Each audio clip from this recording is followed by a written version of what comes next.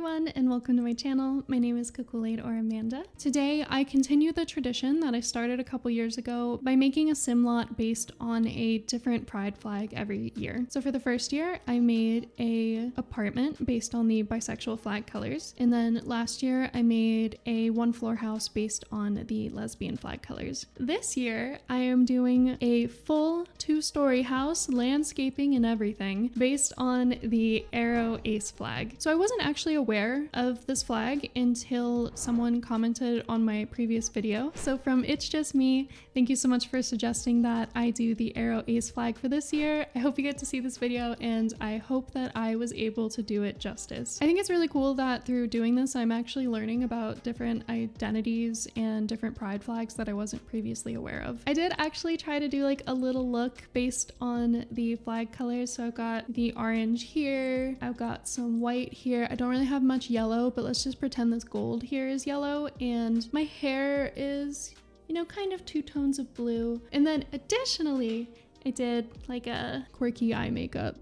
So yeah, putting together a quirky little look just as Chopper Rowan would want me to. And just a reminder that if you do enjoy my content, please give me a like, a subscribe, a share, a comment. All of it really helps to keep me motivated, and I am always open to feedback. And with that said, let's check out the build. So for this build, I decided to challenge myself to do some very different things. I feel like perhaps my builds can be a little boring sometimes because like I don't include any variations in the height of the land. All of my lots are flat, you know, nothing crazy on diagonals or whatnot. So I wanted, first of all, to tackle building a lot that's up on a hill. And this is inspired a lot by my grandmother's house when I was growing up, because she had this stairway that led up to the front door. You know, up the hill, there's greenery, overgrown vines, that kind of thing. So idea number 1 I'm tackling is playing with the terrain tools. And then the second idea that I was having going into this is I really wanted to build a coastal / Victorian kind of home, because with the colors of the flag, I know that there's a lot of pretty light blue tones in the wall painting and some of the furniture, especially stuff that came from the Sims 4 cats and dogs, because that whole area reminds me of coastal Maine and whatnot. Also, I didn't ever really play too much in Willow Creek, but I actually really like this world and the environment, and seeing what the team was able to do with the base game in the surrounding area, I think it matched the vibe of what I was trying to do here a lot. So with all that said, I found a picture, and assuming that I can locate this photo, I will make sure it's included here as an image for reference. So I didn't have any kind of interior floor plan layout. I was just going off what I could see from the front and the side in this picture, and attempted to recreate that here and like build my own floor plan. Something that I'm trying to let go of in my builds is that The Sims is not a perfect game. You know, like when I'm building this rounded roof on the side, there's clipping up the wall on the 2nd story, and then the part that goes around like the roof trimming and all of that goes around the whole building, that also clips in some weird places. And on the front door area, once I put up fencing there, it also didn't quite work. And yeah, you know, on the front over the porch, if I put the roof too far in, I don't like the way it cuts off, and if I extend it out, I don't like how it looks either. So I'm just trying to learn to let go of the fact that, you know, the game isn't perfect. There are little inconsistencies and things everywhere, but I'm trying not to let that ruin my experience with building the house, because I don't really notice it too much unless I stop to look at it. I think the overall effect is there. So that's just like a reminder to myself that it's okay. I have initially laid down a floor plan for this house. I am going to go through and change it several times. I originally liked the idea of having the kitchen on the top floor. I am a sucker for kitchens being on the second floor. I don't know what it is, but something about it just feels very cool and vacation-y and magical to me. But then I ended up deciding like, no, I'm gonna keep this more classic. I'll go with the bottom floor. And for a long time, I could not decide what to do with the rest of the spaces, but I digress. So as far as theming of the flag goes here, the kitchen is starting off with a blue theme. Obviously, because I am going for a more classical, old-timey look, and also because The Sims 4 doesn't have a lot of these colors in very saturated versions, unless you're playing with like Island Living or Jungle Explorer packs, I am certainly challenging myself a little bit more to still make this a convincing representation of the flag while making the colors more muted or more desaturated. So the kitchen is themed around blue and white. The upstairs bathroom is primarily like blue and white with some orange accent in it. The bedroom, I tried to go for mostly yellow. And then this other room is a guest bedroom. That is the one room that I think came out the closest to the flag because of its like saturatedness. I feel like I was able to kind of get every little bit of color in that one. So that one is fun and I think kind of different than the rest of the house, which is why it felt fitting to me as a guest bedroom. And then obviously like the outside of the house, I also went with a blue and white theme and included yellow on the columns that went on the porch in the front door. Let me talk about the theming I have behind this house when it comes to like who lives here, because you know, well, if you haven't been here before, you don't know, but if you have, you know that I like to create little storylines for my houses and imagine what the people here would be like, what their lives are like. It helps me to generate the vibe of the house and imagine what kind of scenarios they might experience. So for this one, I'm imagining it is an older house that has been on the market for a while. It has been in need of some love, and a solo person, I think probably like a woman, comes here. It's like a younger woman buys the house and tries to leave like historical elements but also modernize it, which is kind of a funny thing to be talking about because of all of the posts that have gone viral lately about people changing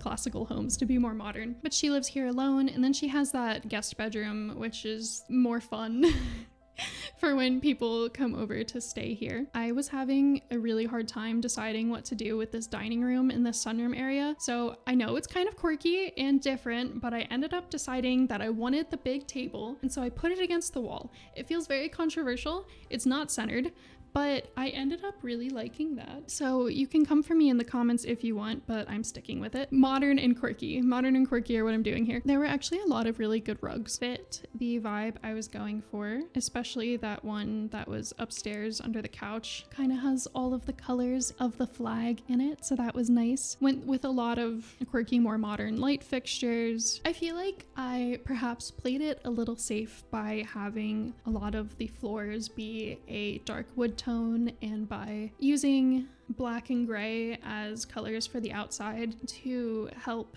bring out the lighter colors. It's not quite in the theme exactly, but I am happy with how it came out, even if it's, you know, not the colors to a T. So the backyard, I originally just made it fenced in, and then I put down all of these little hedges in the back because I like the privacy and how ornamental, I guess, a backyard with a hedge looks. Had some indecisiveness when it came to laying out the backyard. I had a really good reference at one point for what I wanted to do, and then I lost it, so I was kind of freeballing it here. But I really love something that I've seen other Sims builders do, where they have a backyard that is squared off, and then they have a pool right at the edge of the lot so that it meets the wall. But once I started doing that, I couldn't decide how I wanted to lay it out, if this house even really needed a pool, because I wanted there to be a garden space too. And yeah, something else I really love in backyards is those big trellis things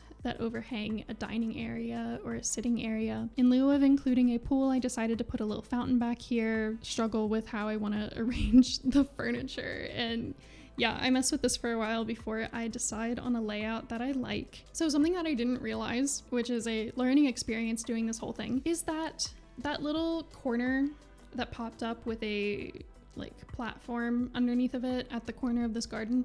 I thought I could just go on later and delete that out and extend it, but then it tried to delete like a bunch of the hedgerows in the fence and all of the things that were pressed up against it, like these flowers. So I end up just trying to cover that with plants. Anyway, that's a note to my future self to try to fix that before I go in and start adding all the details. Another thing that I learned, which you will see very soon in this video, is that I did not know that you cannot use the terrain paint on the brown part of the terrain that's been raised. So like on the side of the hill, I thought I'd be able to color that, but I can't. So it forced me to maybe do a little bit more work than I had wanted to do. But yeah, we'll get to that momentarily. In the backyard, I painted a little bit of dirt to just show some of the common paths that our homeowner may walk through their yard, to going to their florist workbench, adding some dirt around the wildflowers, and again, just trying to put some of the colors that are a little harder to put in other places, like really bright oranges as accent colors here. So I used a lot of that in the gardens. The sunroom is a quirky little place, but I'm actually really happy with how it came out in the end because I made my own couch. Is it functional? I don't know. I didn't play test it, but does it kind of slap? I'm really happy with it. So I used different sectional couches from, I think it's Dream Decorator Home, something like that. And then I put these little plushy sitting things underneath of it and couldn't decide on a color at first, but then I was like, no, let's go blue. Cause then I had this nice lighter navy and then like darker blue navy underneath. The only problem I ran into was there was a lot of clipping between the two sectionals that were diagonal, so I kind of just threw every different kind of pillow and stuffed animal that I could on top of it. It looks a little weird because when you size down the plushies, they leave a weird shadow effect around them. If you don't look too hard, I think it's cute, and I'm really excited to get those pillows in the Sims 4 like free giveaway thing because I need more pillows to throw around. Another terrain thing that I ran into when I started trying to place tile down was where you put the stairs sometimes creates like a divot in the ground and it doesn't let you put a tile down. So I spent a good amount of time messing with that and trying to get that to look good and deleting the stairs and flattening it out and raising it and flattening it out and deleting the stairs and putting them back. So yeah, the terrain, all the terrain work I did was a lot, but again, so happy with the finished product and I'm glad that I messed with it. Yeah, here I'm trying to just make the terrain look a little more uneven so it's not so clean and straight because that, you know, looks a little uncanny. I kind of messed with the idea of including a little like standing area down here. I wanted to connect it to the stairs, but the terrain was fighting me too much, so I kind of just gave up on that idea. But I like to imagine it's connected to a sidewalk, which then connects to the house, and that's where like the mailbox and the trash can would be at the bottom of the stairs. Okay, yeah, and now we begin watching me just putting so many plants around the side of this house. This took me like hours in real life. Like, real big props to my editor who has like 10-15 hours of footage of me just building this house and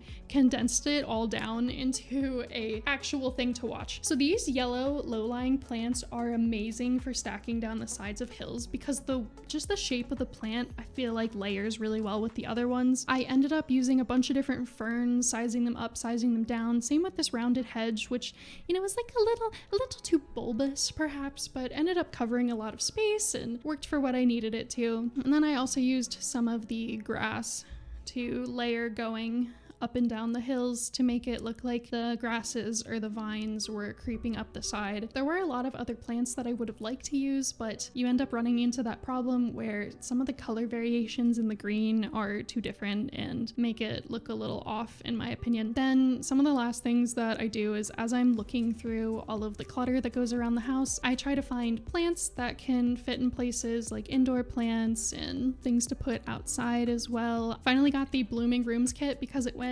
for free, as well as the backyard stuff pack, and that has been a welcome addition to my game because more plants and clutter that I got to use. Like, I know in the backyard I also put down the little like water pitcher with mat, which I'm really happy about that that's there now. Oh, and then also, oh my god, my favorite part, yes, look at these vines.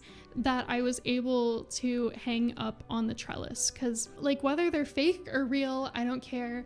Anytime I'm in a place that has hanging vines around, I love that. It just feels so good. It creates such a good vibe. I don't know. I also used some of the vines from the Vampires pack with Move Objects. Place the vines up against the gate to look as if that gate right outside the front door was overgrown and that no one ever really uses it, even though it's there. So that was another little detail that I liked. All right, and then the very last thing that I did here, because we have to have good ambiance in the daytime and in the night as well, I like to put the game in nighttime mode and then go around and place lanterns. I tried to place some along the stairways, a little bit into the plants to illuminate the walkway, as well as in the backyard. Yeah, so I just wanted everything to feel cozy. Place some of the lights and the flowers there to also give them a little bit of glow in the nighttime. Overall, that is the house, and let me show you some of the pictures that I took.